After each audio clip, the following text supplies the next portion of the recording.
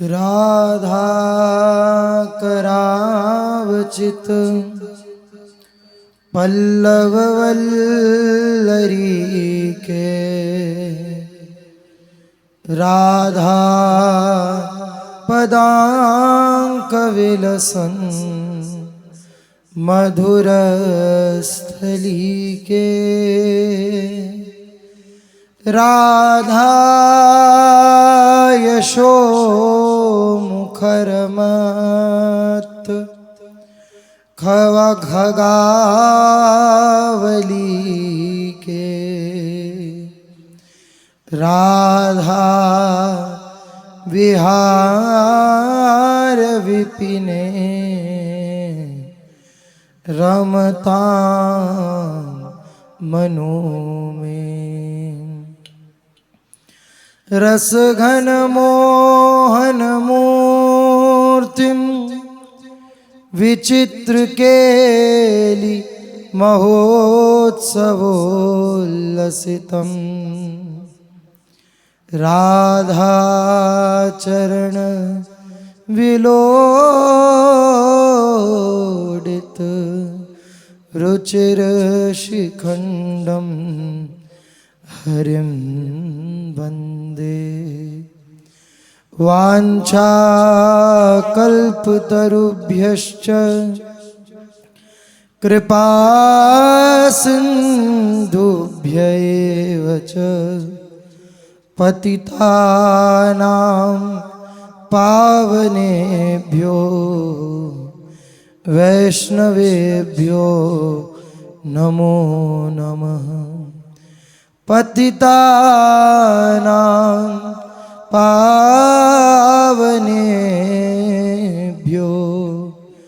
वैष्णवेभ्यो नमो नमः। श्री राधा वल्लभ लाल की, श्री सद्गुरुदेव भगवान की।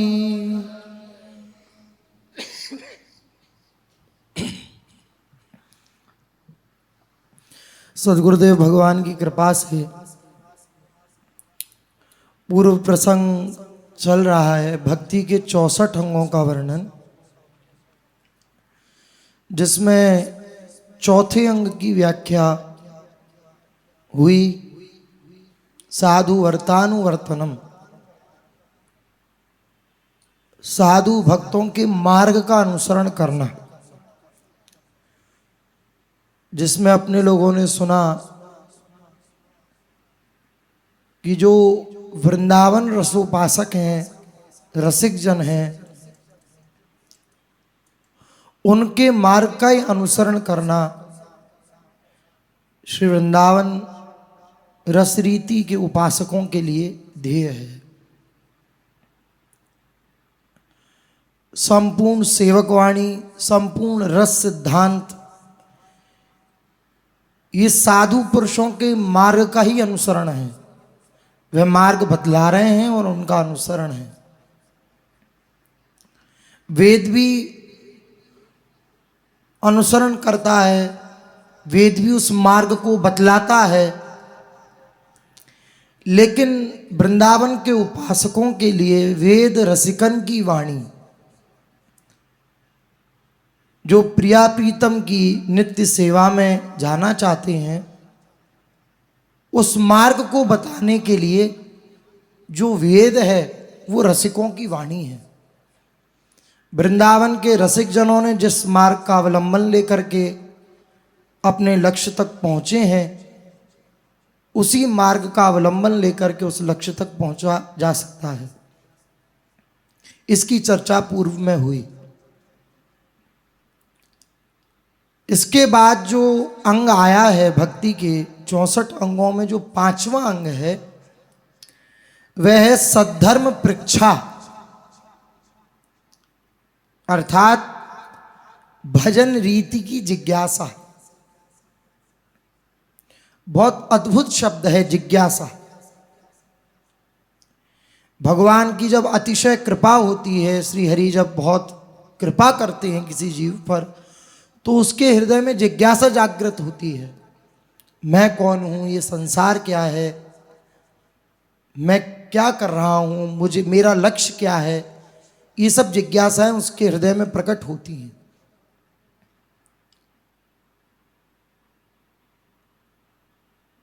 भक्ति मार्ग में इन जिज्ञासाओं का बहुत ही सरलता से वर्णन किया गया है। मैं कौन? श्री हरि का नित्य दास। मैं श्री हरि का दास हूं। मेरा जो नित्य संबंध है हरि से, उसकी स्मृति दिलाई गई है। जब जिज्ञासा किसी के हृदय में प्रकट होती है तो महापुरुष जन आकर के बतलाते हैं कि तू कौन है, तू हरि का दास है। यही प्रश्न रावण की सभा में हनुमान जी से किया गया।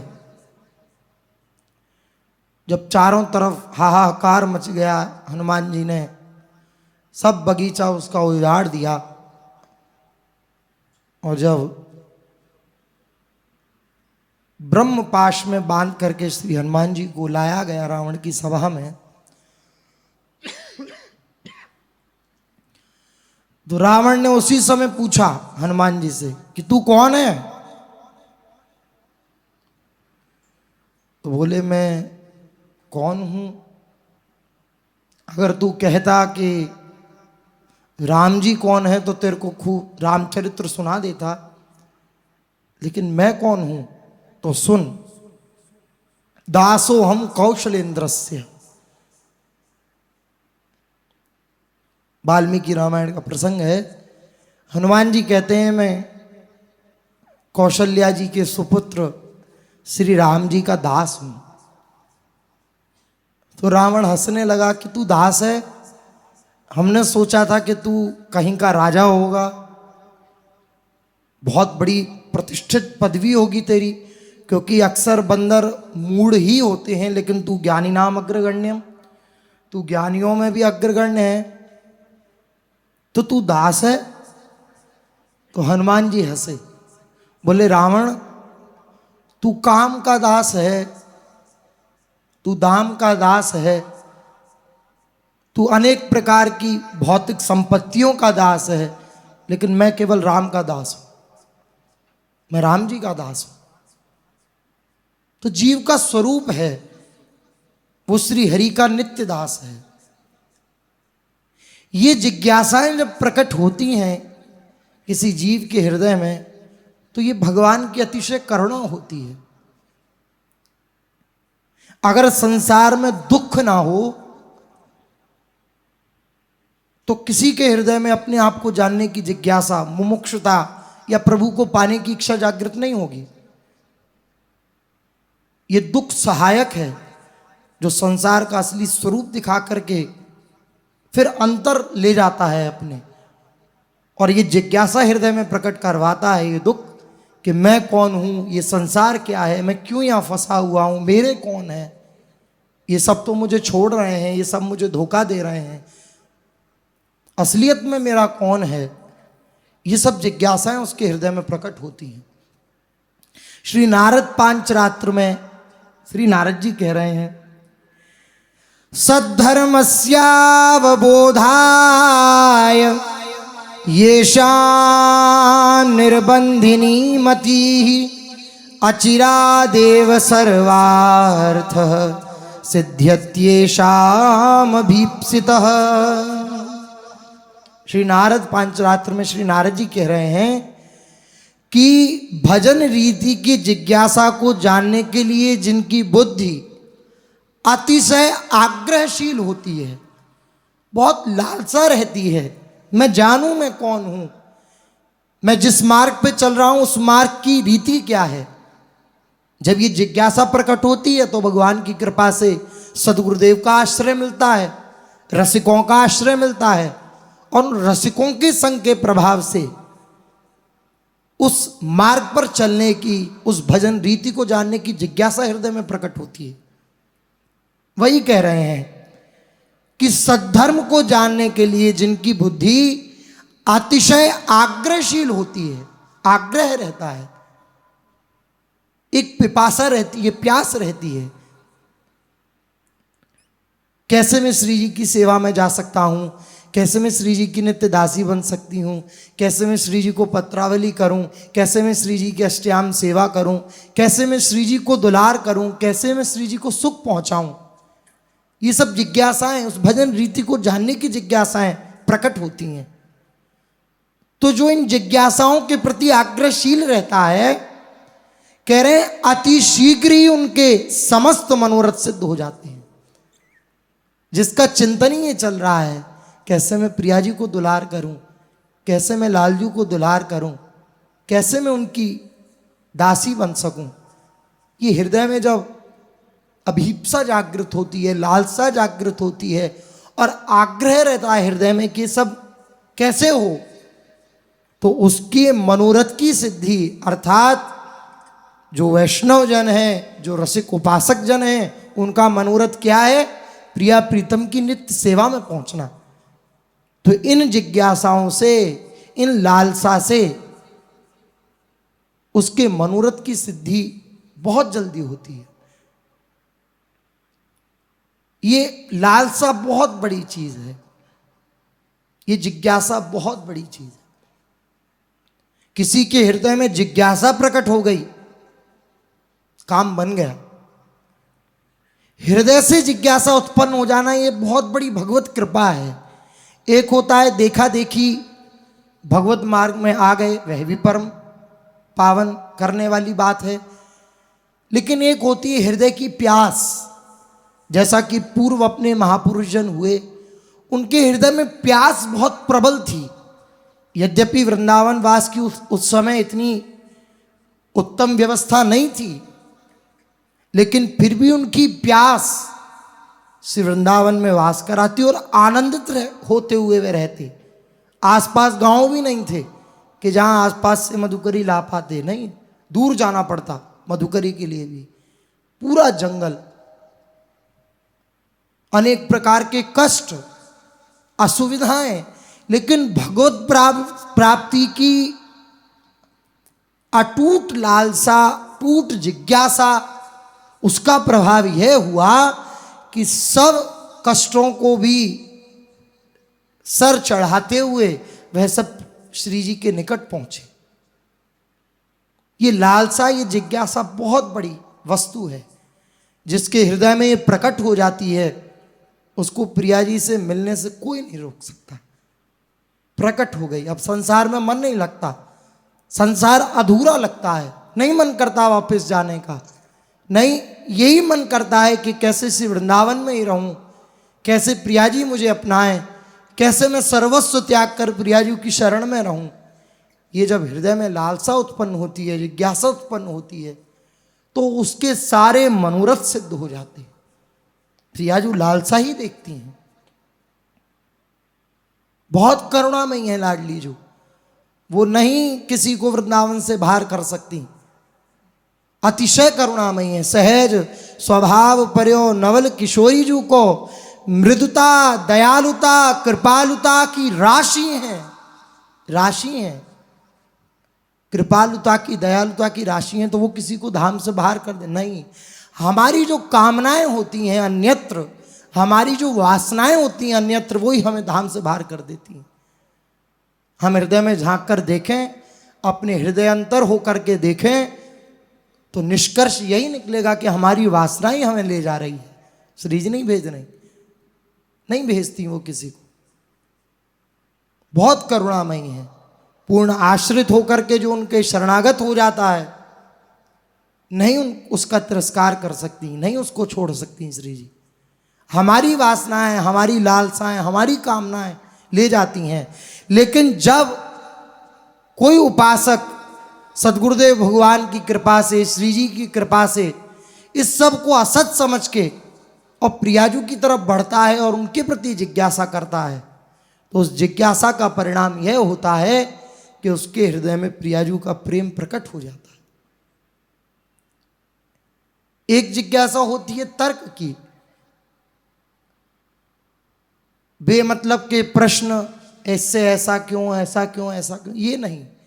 जो भगवत मार्ग के पथिक हैं उनके हृदय में केवल भगवत प्राप्ति की ही जिज्ञासा प्रकट होती है और उस मार्ग पर चलने की ही जिज्ञासा प्रकट होती है, और कोई जिज्ञासा प्रकट नहीं होती, तर्क की जिज्ञासा प्रकट नहीं होती, केवल भजन रीति को जानने की जिज्ञासा प्रकट होती है।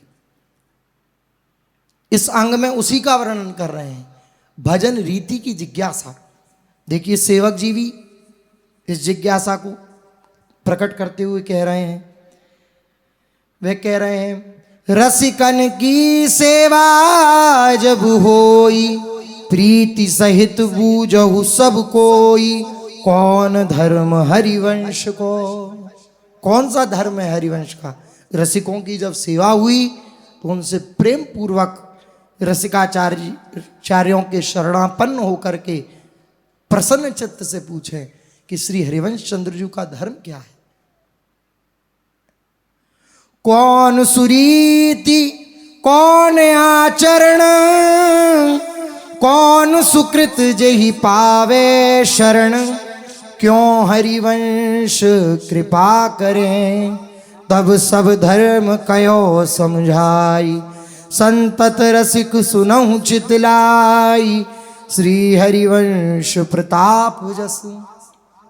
श्री हरिवंश चंद्र जी की कौन सी रीति है, कौन सा ऐसा सुकृत है, कौन सा ऐसा हृदय में बल है जिसके प्रताप से श्री जी मिल जाती हैं, श्री जी के दर्शन सुलभ हो जाते हैं, और क्यों हरिवंश चंद्र जी कृपा करते हैं। ऐसा क्या भजन होता है, साधन होता है जिसके कारण हरिवंश चंद्र जी कृपा करते हैं। तो रसिकाचार्यों ने यही कहा कि श्री हरिवंश चंद्र जी की कृपा तभी होती है जब श्री हरिवंश चंद्र जी की कृपा होती है। कृपा किससे होती है? कृपा से ही कृपा होती है, और कोई इसका साधन नहीं है। जब वो द्रवित हो जाते हैं स्वयं से, जब वो हृदय से कृपालु हो जाते हैं, तो फिर उपासकों पे कृपा कर देते हैं। ये उनकी कृपा ही तो है, वरना क्या जानते हैं हम श्री हरिवंश चंद्र जी को, क्या जानते हैं श्री राधा वल्लभ लाल जी को, क्या जानते हैं हम श्री जी को। लेकिन श्री हरिवंश चंद्र जी ने अपनी कृपा से हमें खींचा, बुलाया, अपनी शरण में लिया, ये उनकी कृपा है। कोई साधन नहीं इसके पीछे, कोई गुण नहीं इसके पीछे, केवल उनकी कृपा। श्री हरिवंश चंद्र जी क्यों कृपा करते हैं? वो अपनी कृपा से ही कृपा करते हैं। ये सब जिज्ञासाएं उपासक के हृदय में प्रकट हो जाती हैं। अटूट जिज्ञासा, प्रभु को पाने की अटूट लालसा प्रकट हो जाती है। भजन रीति की जिज्ञासा प्रकट हो जाती है। बड़ा कठिन है भजन रीति का मिल जाना। केवल सदगुरुदेव भगवान कृपा कर दें, श्री जी करुणा कर दें, तब इस भजन रीति को पाया जा सकता है। ब्रज के भक्तों में एक चरित्र आता है श्री मधुसूदन दास बाबा जी का। बाल्यावस्था में इन्होंने वृंदावन के श्याम वर्ण के वंशी और मोर मुकुटधारी बालक के विषय में सुना। छोटे से थे और बड़ी उनकी महिमा सुनी। एक बालक है, वृंदावन में रहता है, वंशी है, उसके पास मोर मुकुट धारण करता है। वो जैसा रूपवान है वैसा ही गुणवान है, शक्तिमान है। रूप गुण शक्तियों उसके समान दूसरा कोई है ही नहीं, और वह बड़ा दयावान है। शक्ति है, गुण है, रूप है, तो हो सकता है कि घमंड हो। तो बचपन से ये सुनते आ रहे थे कि वह इन सब के होते हुए भी बड़ा दयावान है, सुहृदय है और स्नेही है, बहुत प्रेम करता है। और उससे जो प्रेम कर लेता है उसका वह इतना अपना हो जाता है, इतना अपना हो जाता है कि फिर उसका अपना कहलाने लायक कोई नहीं रहता। जो श्री हरि से प्रेम कर लेता है, जो उन श्याम सुंदर से प्रेम कर लेता है, उसको श्री ठाकुर जी ऐसे अपना मान लेते हैं कि उसके सारे संबंध छिन्न भिन्न हो जाते हैं, कोई नहीं बचता। श्री हरि की कृपा जब होती है तो अपना कोई नहीं रह जाता। अर्जुन ने एक बार पूछा श्री हरि से कि श्री कृष्ण, आप जब किसी से रीझते हो तो क्या करते हो? तो बोले, मैं उसका वित्त हरण कर लेता हूँ। वित्त हरण अर्थात उसका सर्वस्व धन जिसके द्वारा उसकी दिनचर्या चल रही है उसका हरण कर लेता हूँ। तो अर्जुन एकदम कि महाराज आप प्रेम करते हो उससे, कृपा करते हो उस पर, तो इसमें कौन सी कृपा है? बोले हाँ है, कृपा है। तो अर्जुन दोबारा पूछा कि महाराज और ज्यादा कृपा करते हो तो क्या करते हो? तो बोले उसको कहीं खड़े होने लायक नहीं छोड़ता, उसके सगे संबंधियों से उसकी दुश्मनी करा देता हूं, अर्थात कोई भी सगा संबंधी उससे प्रेम नहीं करता। महाराज ये क्या दंड दे रहे हैं? आप कह रहे हैं कृपा करते हैं, लेकिन ये कैसी कृपा? शांत रहे श्री ठाकुर जी। बोले और ज्यादा कृपा करते हो तो क्या करते हो? बोले उसे समाज में खड़ा होने लायक नहीं छोड़ते, कहीं खड़ा ही नहीं हो सकता हो। ये बड़ी विचित्र कृपा है, इसके पीछे क्या गुप्त रहस्य है? आप कृपा करके बतलाओ। अर्जुन ने पूछा श्री ठाकुर जी से। तो श्री कृष्ण के नेत्रों में अश्रु प्रवाह होने लगा और वह बोले, देख अर्जुन, तीन जगह ही आसक्ति होती है जीव की, या तो धन में, जब धन उससे छूट जाता है तो वो फिर रिश्तेदारों की तरफ देखता है, अपने सगे संबंधियों की तरफ देखता है कि ये मेरा सहयोग कर देंगे, तो मैं और कृपा करता हूं और सगे संबंधियों से उसका विछोह करा देता हूं। अच्छा, बोले फिर ये समाज में नहीं खड़े होना, ये क्यों? बोले तीसरी फिर उसकी जो हृदय में वासना रहती है वो ये रहती है कि समाज शायद मेरा सहयोग कर दे, समाज मेरा सहयोग करे तो मैं समाज में भी कहीं खड़े होने लायक नहीं छोड़ता उसे। जब वो तीनों तरफ से निराश हो जाता है तो फिर मेरे को पुकारता है कि श्री हरि मैं आपका हूं, आपकी शरण हूं, बस मैं यही तो सुनना चाहता हूं। इसी बात को सुनने के लिए मैं उसका सर्वस्व हरण कर देता हूं। तो श्री हरि जब कृपा करते हैं तो सर्वस्व हरण कर लेते हैं, सब कुछ, या तो सब कुछ छोड़ा देंगे या ऐसा हृदय में बुद्धि में ज्ञान प्रकट कर देंगे सत्संग के प्रभाव से कि सब कुछ छूट जाएगा। लेकिन इसको छोड़े के बिना, संसार को छोड़े बिना कोई श्री हरि तक नहीं पहुंच सकता, हृदय से छोड़ना पड़ता है। बड़े कृपालु हैं, बड़े दयावान हैं, बड़े सुहृद हैं और बड़ा प्रेम करते हैं हमसे। ये बात श्री मधुसूदन बाबा जब बाल स्वरूप में थे तो उन्होंने सुनी। वह बड़े लीलामय हैं, कौतुकी हैं, विनोदी हैं। उनका संग जैसा सुखमय है वैसा और कुछ भी सुखमय नहीं है। उसे पाकर के फिर कुछ भी पाने को नहीं बचता, कुछ भी बाकी नहीं रह जाता। बालक बुद्धि, बालक थे ही, जो उस समय दे दिया जाए वह हृदयंगम हो जाता है बच्चे के, बालक के। इसलिए इन्होंने ये हृदय में बात धारण कर ली कि इनको पाने के बाद कुछ पाना बाकी शेष नहीं रहता। ये बहुत प्यार करते हैं, इनसे प्यार करने के बाद फिर किसी की आवश्यकता नहीं रहती जीवन में। ये हृदयंगम हो गए इनके बाद। तभी से उन्हें उनके प्रति अनुराग हो गया श्री मधुसूदन बाबा को। वह सब समय उनके बारे में सोचते रहते, उनके ध्यान में खोए रहते, किसी भी सांसारिक काम में उनका मन नहीं लगता। माता पिता ने जब इस बात को देखा कि बच्चा तो ये संसार से विरक्त दिखाई दे रहा है, ये तो एकदम एकांत में बैठा बैठा भजन साधन करता है, नाम जप करता है, गुमसुम बैठा रहता है, ये तो कैसा विरक्त होता जा रहा है, कोई संसारी कार्य में इसका मन नहीं लगता। तो माता पिता को चिंता होने लगी कि कहीं बच्चा बाबा जी ना हो जाए। तो तुरंत उन्होंने उसे संसार से बांध रखने के लिए, यद्यपि इनकी इच्छा नहीं थी, फिर भी इनकी इच्छा के विरुद्ध होकर के इनका विवाह कर दिया। अब विवाह के दिन प्रथम रात्रि में जब नववधू से मिलन हुआ तो उसी समय ये तुरंत भाग गए और भाग करके वृंदावन चले आए।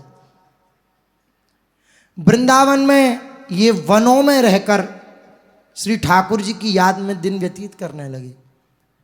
वन थे, अब तो ये सब प्रकट हो रहा है, लेकिन उस समय वन प्रांत था। लताएं पताएं, सघन लता पताएं ये सब थी। तो कहीं भी बैठ जाते और श्री हरि की याद करते रहते। कभी गांव में मधुकरी मांग लाते, तो कभी यमुना जी का जल पी करके रह जाते। इन्होंने सुना था कि बिना गुरुदेव की कृपा के कोई भगवत प्राप्ति नहीं कर सकता। तो एक दिन ये केशी घाट पे जाकर के और यमुना जी के किनारे एक वृक्ष के नीचे बैठ करके गुरुदेव की याद करने लगे, प्रार्थना करने लगे प्रभु से कि मेरे को गुरुदेव मिले। उसी समय वह स्नान के लिए आए एक महात्मा ने उन्हें देख करके कहा कि बेटा जा यमुना स्नान करके आ, मैं तुझे दीक्षा मंत्र दूंगा। तुरंत प्रसन्न होकर के श्रीहरि को धन्यवाद ज्ञापित करते हुए तुरंत गए, ये यमुना जी स्नान किया और आए। चिंतामणि स्वरूप श्रीधाम वृंदावन ने इस प्रकार की कृपा करी कि उनका जो अभिष्ट था श्री सद्गुरुदेव भगवान उनको प्रदान किया। श्री वृंदावन की कृपा से श्री सद्गुरुदेव भगवान की प्राप्ति हुई। अब इनकी प्रसन्नता का ठिकाना ना रहा। ये जो महात्मा थे इन्होंने दशाक्षर मंत्र इनको दिया और जैसे ही इनके कान में वे दशाक्षर मंत्र पड़ा तो ये एकदम भावाविष्ट होकर के भूमि पर गिर पड़े, क्योंकि तैयार भूमि, लालसा से दग्ध, जिज्ञासा से एकदम प्रबल भूमि, हृदय जिज्ञासा से लवलीन है। कैसे पाऊं, कैसे मिले, मैं कौन हूं, मेरे को जो मेरा अभिष्ट है वो कैसे मिलेगा, बिना गुरुदेव की कृपा से नहीं मिलता तो कब मुझे गुरुदेव मिलेंगे। ये सब हृदय में बात है। गुरुदेव मिले, मंत्र हृदय में गया, तुरंत ये भावाविष्ट हो गए, भूमि पर गिर पड़े। थोड़ी देर बाद जब ये प्रकृतिस्थ हुए तो ना वहाँ महात्मा थे, वे अंतर्ध्यान हो गए थे। अब ना वे उन महात्मा जी का नाम जानते, ना कोई उनका पता ठिकाना जानते कि वे कहाँ विराजमान रहते हैं।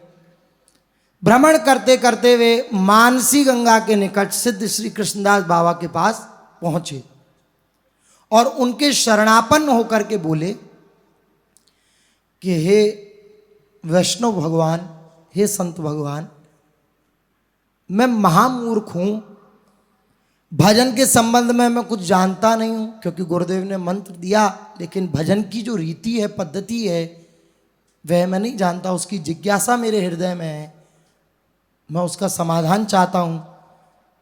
मुझे आप भजन रीति का उपदेश करिए, आपसे कृपा की मैं मांग करता हूं। अब सिद्ध बाबा ने उनके तेज को देख करके, भक्ति भाव को देख करके बड़े प्रभावित हुए सिद्ध बाबा श्री कृष्णदास जी। उन्होंने उनका परिचय पूछा तो श्री मधुसूदन बाबा ने अपना पूरा परिचय गृह त्याग से लेकर के और दीक्षा तक की सारी जो घटनाएं थी उनका वर्णन किया। तब सिद्ध बाबा ने कहा कि हमारा जो रागमार्ग का भजन है वह संबंधानुगा है, साधन से नहीं, संबंध से मिलता है। ये आचार्य जन, ये जो रसरीति के मर्मज्ञ रसिक जन हैं, ये प्रियाजू से संबंध कराते हैं, अलग अलग भावों से श्री हरि से संबंध कराते हैं, जो जिस भावना की उपासना में लगा। बाबा ने कहा कि हमारा रागमार्ग का भजन संबंधानुगा है और संबंध गुरु परिवार से अर्थात गुरु परंपरा से ही निर्णय होता है। तो इष्ट से तुम्हारा क्या संबंध है, ये गुरु परंपरा के संबंध के अनुरूप होगा, उसी संबंध के अनुरूप तुम्हारा भजन होगा, वही पद्धति होगी। जिस संबंध से तुम प्रियाजू को अर्थात प्रियालाल की सेवा में जाना चाहते हो, वह गुरु प्रणाली के अनुसार, गुरुदेव जो भजन रीति देते हैं उसके अनुसार होगा। पर तुम्हें अपने गुरु परंपरा का पता ही नहीं है, इसलिए तुम रागानुगा भजन के अधिकारी नहीं। अच्छा, दूसरी दीक्षा तुम्हें दे नहीं सकते क्योंकि तुमने इसी संप्रदाय में मंत्रार्थ सहित दीक्षा ले रखी है, लेकिन क्या तुम्हारी गुरु परंपरा है ये ज्ञात नहीं है, इसलिए तुम रागानुगा पद्धति के अनुसार भजन नहीं कर सकते। अब जब ऐसा सुना तो एकदम वज्राघात की तरह उनके हृदय में दारुण दुख हुआ और रोदन करने लगे, चीख चीख के। कैसे कैसी कैसी महापुरुषों के हृदय में जिज्ञासाएं हुई हैं भजन रीति को जानने के लिए। तो जब ऐसा रुदन देखा श्री कृष्णदास बाबा ने, तो इन्होंने कहा कि तुम काम्यवन के सिद्ध श्री जय कृष्णदास बाबा के पास जाओ, वे सर्ववेत्ता हैं, तुम्हारे गुरुदेव का परिचय और संबंध भी बतला सकेंगे। श्री मधुसूदन बाबा काम्यवन जाकर सिद्ध बाबा की शरण में गए। सर्वज्ञ होते हुए भी सिद्ध बाबा ने कहा कि भाई तुम्हारे गुरु के संबंध में मेरे लिए कुछ अनुमान करना कठिन है, और तुम्हारा दीक्षालंघन करना भी ठीक नहीं, अतएव तुम रागानुगा भजन के अधिकारी नहीं। बाबा ने भी ऐसा कह दिया। ऐसी स्थिति में तुम्हें चाहिए कि तुम एकांत में बैठ कर के हरिनाम करो। श्री राधा रानी जी जो करेंगी वह परम मंगलमय होगा। चिंतामणि स्वरूप गुरुदेव ने जैसे तुम्हें दीक्षा दी है, तुम्हारी दीक्षा की इच्छा पूर्ण की है, वैसे रागानुगा भजन की इच्छा भी पूर्ण करेंगी। वे भजन पद्धति उन्हें जो रीति है वह नहीं मिली। अब तो बड़ा कष्ट, लेकिन जैसे गंगा निकलती गिरी गुहा से है समुद्र से मिलने की आकांक्षा लेकर, तब तक निरंतर बहती रहती है। जब तक समुद्र में समा नहीं जाती गंगा, तब तक निरंतर बहती रहती हैं। रास्ते में बहुत बाधाएं आती हैं, बहुत कंकड़ पत्थर आदि, लेकिन सबको पार करते हुए गंगा समुद्र से मिलकर ही संतुष्ट होती हैं।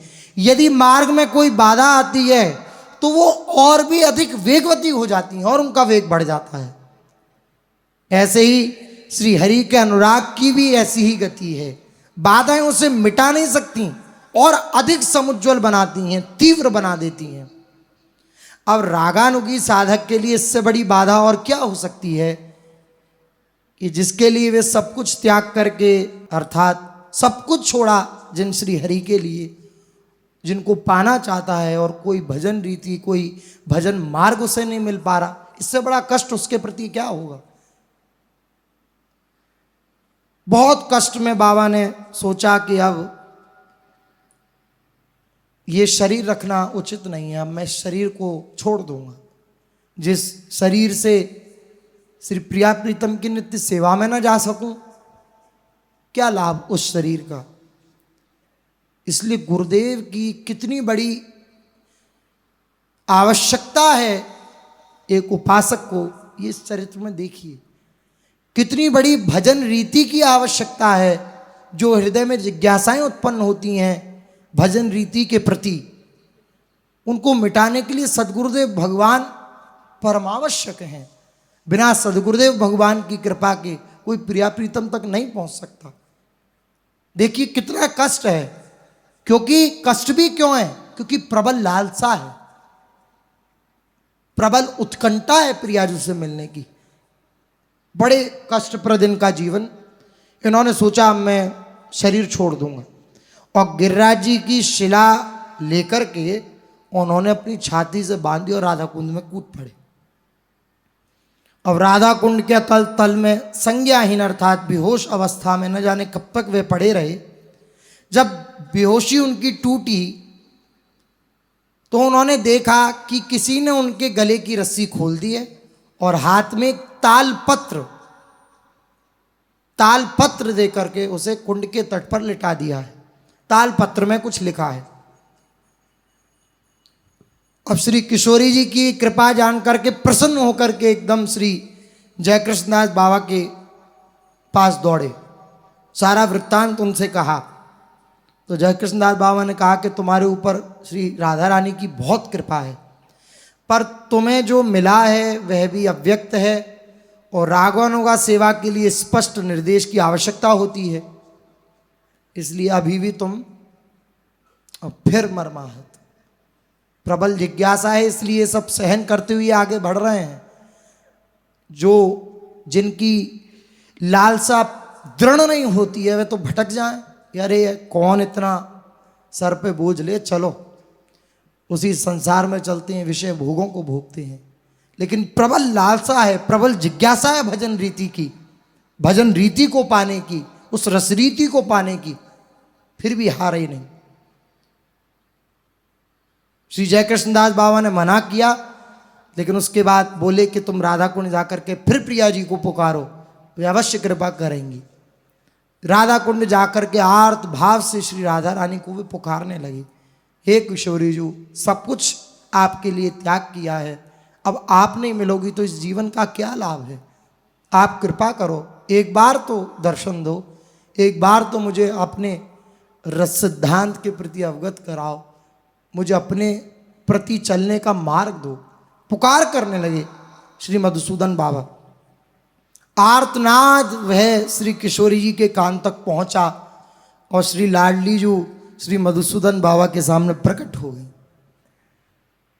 और श्री जी ने कहा कि तुम सूर्य कुंड में जाकर भजन करो और मैं तुम्हें रागानुगा सेवा की पद्धति देती हूं, इस पर चलो, तुम मेरी सेवा को प्राप्त हो जाओगे। स्वयं किशोरी जी ने, स्वयं लाडली जी ने आकर के उनको रागानुगा पद्धति की भजन पद्धति दी, भजन रीति दी। क्यों दी? क्योंकि प्रबल जिज्ञासा। इसलिए ये जो भक्ति का अंग है, भजन रीति के प्रति जिज्ञासा, ये परमावश्यक अंग है। इस अंग के बिना कोई प्रियाजू तक नहीं पहुंच सकता। जिज्ञासा, लालसा, उन्हें पाने की विकलता। श्री जी आई, रागानुगा पद्धति की भजन की रीति उन्हें दी और कहा कि तुम सूर्य कुंड पे जाकर के भजन करो। जो तुम्हें मंत्र मिला है उसको किसी को दीक्षित नहीं करना, अर्थात शिष्य नहीं बनाना, आजीवन उसे गोपन रखना और सूर्य कुंड पे रहकर भजन करो। मधुसूदन बाबा सूर्य कुंड में रह करके भजन करने लगे। तभी प्रियाजू ने मधुसूदन बाबा को स्वप्नादेश दिया कि तुम जिस घाट पर स्नान करते हो उसके निकट कंठ तक जल में एक शिला है, उस पर मैंने और मेरी दो सखियों ने स्नान करते समय अपने केयूर और अंगद आदि रखे थे। उनके स्पर्श से जो शिला थी वे गल गई थी और उस पर उन आभूषणों के चिन्ह बन गए थे। तुम उस शिला को निकाल करके उसकी सेवा करो। सेवा पद्धति दी। उस शिला को निकाला, यद्यपि 2-2.5 मन की वह शिला लेकिन फूल जैसी हो गई और सहज में उठा करके उन्होंने कुंड के तट पर रखी। पूरी रात्रि बाबा कुंड के तीर पर बैठ करके उच्च स्वर से वृषभानुनंदिनी, राधे, किशोरी इन नामों का उच्चारण करते हुए कीर्तन करते। जब प्रातःकाल हो जाता तो फिर अपनी कुटिया में चले जाते, क्योंकि सबका चलना फिरना आरंभ हो जाता। तो जिसके हृदय में जिज्ञासा है, जिसके हृदय में लालसा है भजन रीति को प्राप्त करने की, सदगुरुदेव की परम आवश्यकता है।